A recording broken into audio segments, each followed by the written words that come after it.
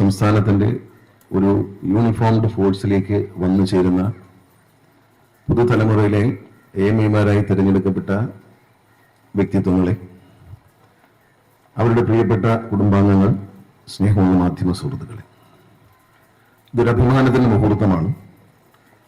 Motor വാഹന വകുപ്പിൽ ഇന്ന് 3 MPമാരും 68 AMIമാരും പോലീസ് ട്രെയിനിങ് കഴിഞ്ഞ് സർവീസിലേക്ക് ജോയിൻ ചെയ്യാൻ പോവുകയാണ്. അതിന് പാസിംഗ് ഔട്ട് പരേഡാണ്. ആദ്യം തന്നെ ഈ പരേഡ് ഇത്ര മനോഹരമായി പൂർത്തീകരിച്ച പുതിയ കേഡറ്റുകൾക്ക് ഇന്ന് നമ്മുടെ സർവീസിലേക്ക് വരുന്ന മുഴുവൻ യുവാക്കളെ ഞാൻ ഹൃദയത്തിന്റെ ഭാഷയിൽ അഭിനന്ദിക്കുകയാണ്. ഇവർക്ക് ഇത്ര നല്ല പരിശീലനം അത് കുറഞ്ഞ ദിവസങ്ങൾ കൊണ്ട് നൽകിയ പോലീസ് ട്രെയിനിങ് കോളേജിലെ പ്രിൻസിപ്പൽ അടക്കമുള്ള മുഴുവൻ വ്യക്തിത്വങ്ങൾക്കും വകുപ്പിന് വേണ്ടി ഞാൻ ഹൃദയത്തിന്റെ ഭാഷയിൽ നന്ദി അറിയിക്കുന്നു. ശരിക്കും പോലീസിന്റെ പരേഡുകൾ നമ്മൾ റിപ്പബ്ലിക് ദിനത്തിലും സ്വാതന്ത്ര്യ ദിനത്തിലും കാണാറുണ്ട്. ആ പരേഡുകൾക്കൊപ്പം നിൽക്കുന്ന ഒരു പരേഡാണ് ഇവിടെ കണ്ടത്. എൻ്റെ മനസ്സിലൊരു ആഗ്രഹം ഞാൻ എപ്പോഴും ചിന്തിക്കാറുണ്ട്. സ്വാതന്ത്ര്യദിന പരേഡിൽ പോലീസും എക്സൈസും ഫോറസ്റ്റും ഒക്കെ പങ്കെടുക്കാറുണ്ട്. മോട്ടോർ വെഹിക്കിൾ ഡിപ്പാർട്ട്മെന്റിലെ യൂണിഫോംഡ് ഫോഴ്സിനെ എവിടെയെങ്കിലും ഒരു സ്ഥലത്തെങ്കിലും പരേഡിൽ പങ്കെടുപ്പിക്കണം എന്ന് ഞാൻ പലപ്പോഴും ആഗ്രഹിക്കാറുണ്ട്. ഇനി സന്തോഷത്തോടെ പറയാം, നിങ്ങളെ പരേഡിൽ പങ്കെടുപ്പിക്കാം. നിങ്ങളതിന് യോഗ്യരായിരിക്കുന്നു. ഏറ്റവും നല്ല ഒരു പരിശീലനമാണ് നിങ്ങൾ നേടിയിരിക്കുന്നത്. പോലീസ് ട്രെയിനിങ്ങിൽ മാത്രമല്ല, നിങ്ങൾക്ക് ടെക്നിക്കൽ സൈഡിൽ KSRTCയുടെ വർക്ക്ഷോപ്പുകളിലും കമ്പ്യൂട്ടർ അധിഷ്ഠിതമായ പഠനങ്ങളും, ഇപ്പോൾ മോട്ടോർ വെഹിക്കിൾ ഡിപ്പാർട്ട്മെന്റ് ഭൂരിപക്ഷം പ്രവർത്തനങ്ങളും കമ്പ്യൂട്ടർ അധിഷ്ഠിതമാണ്. അപ്പോൾ അതിനധിഷ്ഠിതമായ ട്രെയിനിങ്ങുകളൊക്കെ നൽകിയിട്ടുണ്ട്. ഡിപ്പാർട്ട്മെന്റിലേക്ക് പ്രവേശിച്ചു കഴിയുമ്പോൾ കുറച്ചുകൂടി അഡ്വാൻസ്ഡ് ആയിട്ടുള്ള ട്രെയിനിങ്ങുകൾ നിങ്ങൾക്ക് തരും. ശാരീരിക ക്ഷമത എന്ന് പറയുന്നത് ഒരു മനുഷ്യന് ഏറ്റവും പ്രധാനപ്പെട്ടതാണ്. അതുകൊണ്ടാണ് പോലീസ് ട്രെയിനിങ് ഞങ്ങൾ ഏർപ്പെടുത്തുമ്പോൾ, ഇത്തരത്തിലൊരു കായിക പരിശീലനം ഏർപ്പെടുത്തുമ്പോൾ പല ഭാഗത്തുനിന്നും എതിർപ്പുകൾ ഉണ്ടായിരുന്നു. ഒരു സർക്കാർ ജോലിയിൽ കയറുമ്പോൾ അലസമായി ജീവിക്കാൻ തുടങ്ങാം എന്നതായിരുന്നു ലക്ഷ്യം. പക്ഷേ അക്കാര്യത്തിൽ ഞാനോ ട്രാൻസ്പോർട്ട് കമ്മീഷനോ യാതൊരു വിട്ടുവീഴ്ചയും തയ്യാറായില്ല. അത്തരത്തിൽ എനിക്ക് കാലുവയ്യ കൈവയ്യ എന്നൊക്കെ പറയുന്നത് ചെറുപ്പക്കാർക്ക് ചേർന്നാൽ, നമ്മളിതെല്ലാം നമ്മുടെ ജോലിയുടെ ഭാഗമായി പരിശീലിക്കുക. അച്ചടക്കമുള്ളൊരു ജോലിയാണ് നിങ്ങൾ ചെയ്യാൻ പോകുന്നത്. എല്ലാ ദിവസവും യൂണിഫോം ഇടുന്ന ഒരു ജോലിയാണ് നിങ്ങൾ ചെയ്യാൻ പോകുന്നത്. അതിൻ്റെ ഒരു സത്യസന്ധത നമ്മൾ പുലർത്തണം. ദീർഘമായി ഞാനൊന്നും പറയുന്നില്ല. ഇന്നത്തെ ഇവിടുത്തെ സത്യപ്രതിജ്ഞാ വാചകം അതിമനോഹരവും സത്യസന്ധമാണ്. നിങ്ങളിതെല്ലാവരും ഇതിൻ്റെ ഒരു കോപ്പി എടുക്കണം. കോപ്പി എടുത്തിട്ട് ഇരിക്കുന്ന ഓഫീസിലെ മേശയുടെ പുറത്ത് ഗ്ലാസ് ഉണ്ടെങ്കിൽ ഗ്ലാസിൻ്റെ അടിയിൽ അല്ലെങ്കിൽ ഒട്ടിച്ചു വയ്ക്കണം. വേറെ ഒന്നിനുമല്ല, എല്ലാ ദിവസവും ടേബിളിൽ വന്നിരിക്കുമ്പോൾ ഇതൊന്ന് വായിക്കണം. ഞാൻ എന്ത് പറഞ്ഞാണ് ഈ സർവീസിൽ കയറിയത്? ആ സത്യപ്രതിജ്ഞാ വാചകം വളരെ ശരിയാണ്. കാരണം അതിനകത്ത് എന്തൊക്കെ കുഴപ്പങ്ങളാണോ ഉള്ളത് അത് ചെയ്യില്ല എന്ന് പറയുന്ന ഒരു സത്യവാചകമാണ് നിങ്ങൾ ചൊല്ലിയത്. ഒരു മന്ത്രി എന്ന നിലയിൽ എന്തൊക്കെ മിസ്റ്റേക്കുകളാണ് കണ്ടിട്ടുള്ളത് അതെല്ലാം ചെയ്യുകയില്ല എന്ന് നിങ്ങൾ സത്യം ചെയ്തു കഴിഞ്ഞു. ആ സത്യം നിലനിർത്താൻ നിങ്ങൾ തയ്യാറാണ്. ജനങ്ങൾക്ക് സേവനം നൽകാനാണ് നമ്മൾ സർക്കാരിൻ്റെ ഖജനാവിൽ നിന്നും ശമ്പളം വാങ്ങുന്നത്. സമയം ജനങ്ങളെ ബുദ്ധിമുട്ടിക്കാനുള്ളതല്ല. അവരുടെ സമയത്തിന് വലിയ വിലയുണ്ട്. വന്നു ചേരുന്ന ഓരോ വ്യക്തിയുടെയും സമയത്തിന് വിലയുണ്ട്. ആ വ്യക്തിക്ക് വ്യക്തിയുടേതായ ആത്മാഭിമാനമുണ്ട്. അദ്ദേഹത്തിൻ്റെ ഓരോ നിമിഷത്തിനും വിലയുണ്ട്. അവിടെ പണക്കാരനെന്നോ പാവപ്പെട്ടവനെന്നോ പ്രമാണിയൊന്നൊന്നുമില്ല. എല്ലാവരുടെയും സമയത്തിന് വിലയുണ്ട്. അവർക്ക് എല്ലാവർക്കും ഏതൊരു മനുഷ്യനും അവനവൻ്റെതായ ഒരു വാല്യൂ ഉണ്ട്. അത് നമ്മൾ നശിപ്പിക്കരുത്. അതിനെ വളരെ എൻ്റെ മുന്നിൽ നിൽക്കുന്ന ഒരാൾ എൻ്റെ സഹായം തേടി വന്നിരിക്കുകയല്ല, നിങ്ങളുടെ സർവീസ് തേടി വന്നിരിക്കുകയാണ്. നിങ്ങളുടെ സേവനം തേടിയാണ് വന്നത്, അല്ല നിങ്ങളുടെ സഹായമോ ഔദാര്യമോ തേടി വരുന്നതല്ല. ഒരു നികുതിദായകൻ നിങ്ങളുടെ മുന്നിൽ വന്ന് നിൽക്കുമ്പോൾ ആ പൗരനെ സംബന്ധിച്ച് അദ്ദേഹം നിങ്ങളുടെ സേവനം തേടി വന്നവരാണ്, സഹായം തേടി വന്നവരല്ല. അവിടെ നിങ്ങൾ പ്രത്യേകം ശ്രദ്ധിക്കണം. ഇവിടെ കാണുന്ന കാഴ്ച എന്തോ ഒരു സഹായം തേടി നമ്മുടെ വീട്ടിന് മുന്നിൽ ഭിക്ഷ അയച്ചു വരുന്ന ഒരാളെ പോലെ ജനങ്ങളെ കാണാൻ പാടില്ല. അത് കർശനമാണ്. എന്നെ സംബന്ധിച്ച് ഞാൻ മന്ത്രിയായിരിക്കുന്ന ദിവസങ്ങളിൽ വളരെ കർശനമായി പറയാം. എല്ലാവരോടും അത്തരത്തിലൊരു സമീപനമാണ്. നമ്മുടെ മുന്നിൽ വന്നിരിക്കുന്ന പൗരന്മാർ നമ്മുടെ യജമാനന്മാരാണ്. നമ്മുടെ സർവീസ് തേടി വന്നവരാണ്. ഇതൊരു ജനാധിപത്യ രാജ്യമാണ്. ഇവിടെ എല്ലാവരും ഒരുപോലെയാണ്, തുല്യരാണ്. അപ്പോൾ ആര് വന്നു നിന്നാലും അത് ചെയ്തു കൊടുക്കണം.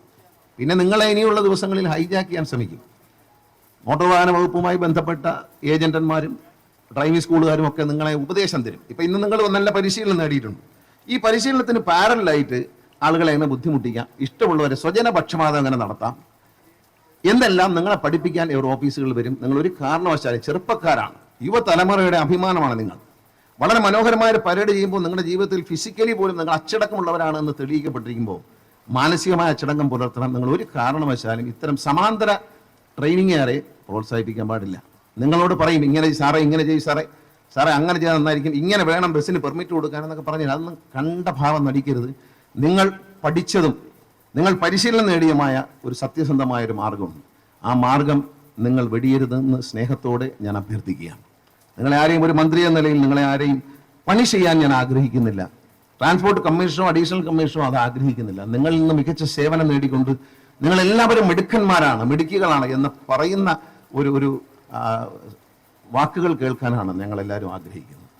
അതുപോലെ തന്നെയാണ് ഒരു കാര്യം ഞാൻ ഈ അവസരത്തിൽ വിസ്മരിക്കുന്നില്ല. നിങ്ങളിൽ പലരും വിവാഹിതരാണ്, അവിവാഹിതരുമുണ്ട്.